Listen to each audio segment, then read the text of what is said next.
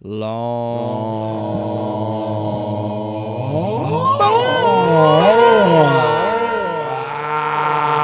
Longbox.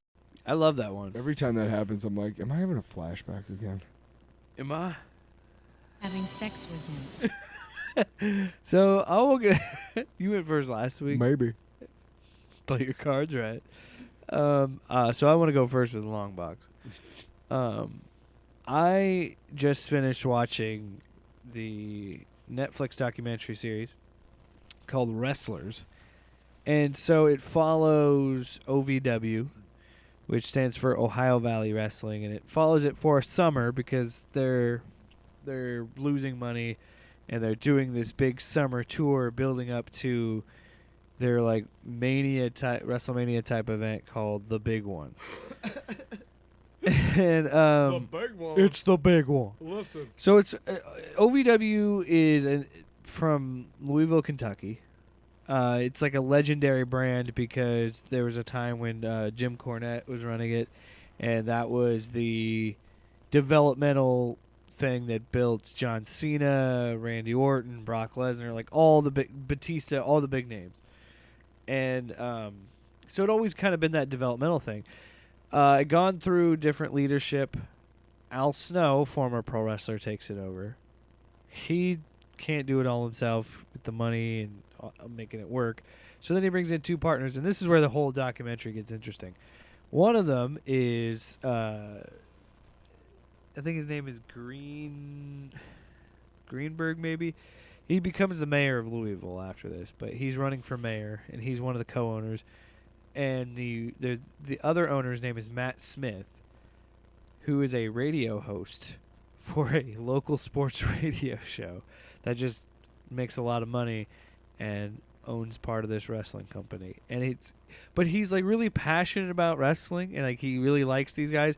And it's such a weird thing because I want to do a full video on it, maybe separate than this, and do like an extended one because I really want to talk about it. But it just really makes me realize just how much I love pro wrestling, and I will never not have some sort of interest in it. Like, I don't watch it week to week because, my God, dude, if you were like super committed to it, there's a show on Monday, there's a show on Tuesday, there's a show on Wednesday, there's a show on Thursday, there's a show on Friday, there's a show on Saturday. If you really committed to just watching everything pro wrestling, there's so much pro wrestling now. And it's just interesting because it really does make you care about the wrestlers that do this. And it adds another appreciation for me because I have a cousin that's training to be a pro wrestler. And like he's been telling us about like the events that he's been doing and stuff, and like you gotta really fucking love that business to be in it. Like, wrestling is some fucking hard work. Chew you up and spit you out. And people want to be like, it's fake and all this other shit. It's like, motherfucker, get into the ring and do what those guys do. Okay? Yes, it's theater. Yes, it is predetermined, and they have storylines and characters and all this other shit. That's what makes it fun. That's what makes and this is what this documentary does. It does a great job of showing you what makes pro wrestling so fun.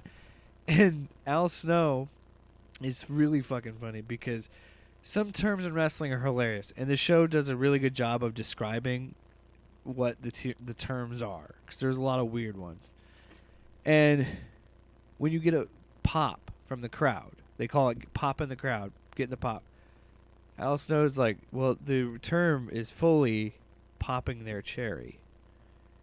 And he said, you want to give them an emotional orgasm. And I'm like, that's fucking funny because that is art. And that is why pro wrestling is amazing. I can't imagine, as a human being, something cooler than popping a crowd. You know what I mean? That's like what you live as an artist. That's what you live for when you see people get excited about the thing that you make. Like, that's awesome. That's cool, but like, I mean, just think about this, folks. If you're not an artist, but think about it like this: you're standing in front of a whole crowd, and they suddenly realize that you are the fucking shit. Yeah. Can you imagine what that would feel like? Yeah. I mean, at the time, you're fucking really concentrating on Well, making sure every- you fall the right way every and hit the guy in the right spot so you don't hurt each other.